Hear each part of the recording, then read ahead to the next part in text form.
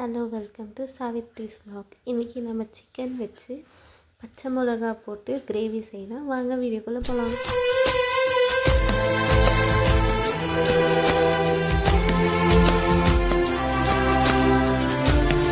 Chilli chicken செய்ய பச்சை மிளகா ஃபஸ்ட்டு தேவை.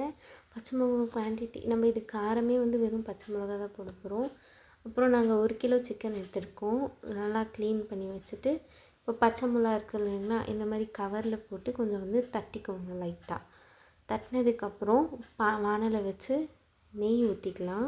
ஆயிலுக்கும் கொஞ்சம் ஊற்றிக்கணும். நீங்கள் வேணாம் இல்லை கீ யூஸ் பண்ணுறதுன்னு வேறு இது மட்டும் போட்டுக்கோங்க. அப்புறம் அது கொஞ்சம் சூடானதுக்கப்புறம் நம்ம தட்டி வச்ச பச்சை மிளகா ஃபஸ்ட்டு போட்டுக்கலாம். தட்டி வச்ச பச்சை மிளகா போட்டு கொஞ்சம் லைட்டாக ஃப்ரை பண்ணிக்கலாம். ஏன்னா அந்த பச்சை இதெல்லாம் போகிற வரையும்.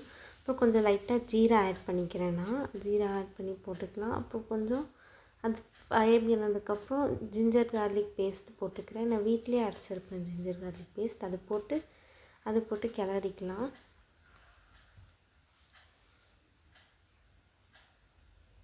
அப்புறம் நம்ம கழுவி வச்ச சிக்கன் அதுக்குள்ளே போட்டுக்கலாம். சிக்கன் போட்டு நல்லா ஃப்ரை பண்ண விடணும். நான் 1 கிலோ சிக்கன் எடுத்திருக்கேன். நீங்கள் இதுக்கு எந்த காரமும் நம்ம சேர்க்க போகிறதில்ல, வெறும் பச்சை மிளகா மட்டும்தான். அதனால இது வெறும் சில்லி, ஆந்திரா ஸ்டைல் சில்லி சிக்கன்னு சொல்லுவாங்க அது. இப்போ நம்ம மஞ்சள் தூள் கழுவும்போது கொஞ்சம் போட்டிருப்போம். இப்போ இது கொஞ்சம் போட்டுக்கலாம். அதுக்கப்புறம் கொஞ்சம் தேவையான அளவுக்கு உப்பு போட்டு இது மிக்ஸ் பண்ணிக்கலாம்.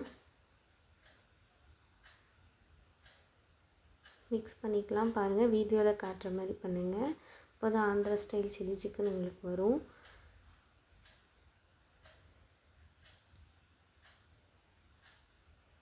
மிக்ஸ் பண்ணிவிட்டு லைட்டாக தண்ணி ஊற்றி வேக விட்டு இந்த அளவுக்கு சிக்கன் முழுகிற அளவுக்கு தண்ணி ஊற்றி நல்லா வெந்த விட்டுடலாம். அப்போது க்ளோஸ் பண்ணிக்கலாம்.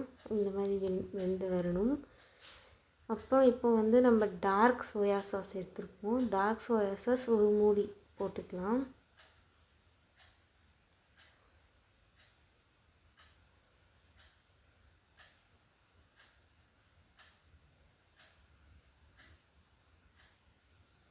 போட்டு நல்லா கிளறி விட்டுருங்க.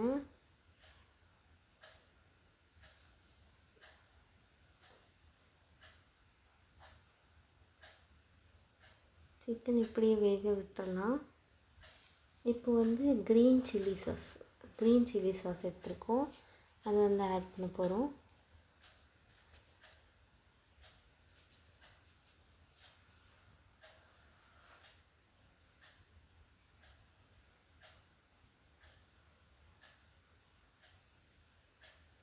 அதையும் கிளறி விட்டுடலாம் நல்லா.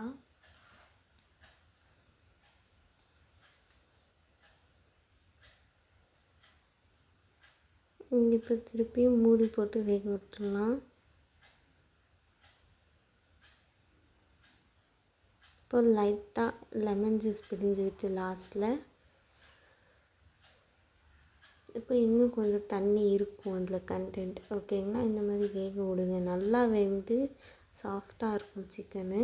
இப்போ நம்ம சோள மாவு இருக்கு இல்லைங்களா, கார்ன்ஃப்ளவர் மாவு, அதை தண்ணியில் கரைச்சி அது மேலே ஊற்ற. ஏன்னா தண்ணி அதிகமாக இருக்குது. தண்ணி இதுக்கு அதிகமாக தான் இருப்போம். அதிகமாக வைக்கிறதுனால நம்மளுக்கு அது ஒரு கிரேவி கன்சிஸ்டன்சிக்கு வரணும். அப்படின்றதுனால இந்த மாதிரி பண்ணிக்கிறோம். இது நீங்கள் சப்பாத்தியோடு சாப்பிட்டா கூட நல்லாயிருக்கும். இன்றைக்கி சாப்பிட்றத விட செஞ்சு வச்சு நாளைக்கு சாப்பிட்டா இன்னும் டேஸ்ட் சூப்பராக இருக்கும். இப்போ பார்த்திங்கன்னா அது வெந்துட்டுருக்கு இல்லைங்களா, கிரேவி கொதிக்குது தெரியுதுங்களா. இந்த டைமில் நம்ம இது ஆஃப் பண்ணிக்கலாம். இந்த கிரேவி கன்சிஸ்டன்சி வந்ததுக்கப்புறம் ஆஃப் பண்ணிக்கலாம். இப்போ நம்ம இது ரைஸோடு சர்வ் பண்ண போகிறோம். ரைஸோடு சர்வ் பண்ணும்போது டேஸ்ட் அட்டகாசமாக இருக்கும். இது செஞ்சு பார்த்துட்டு சாப்பிட்டுட்டு கமெண்டில் சொல்லுங்கள் எப்படி இருக்கும் அப்படின்றது. இது பேர் ஆந்திரா ஸ்டைல் சில்லி சிக்கன்னு சொல்லுவாங்க. நம்ம ஊர் சைடெல்லாம் ரெட்டிஷில் செய்வாங்க. இது க்ரீன் கலரில் இருக்கும். அதனால் சாப்பிடவே சூப்பராக இருக்கும். செஞ்சு பார்த்து கமெண்ட் பண்ணுங்கள் கைஸ்.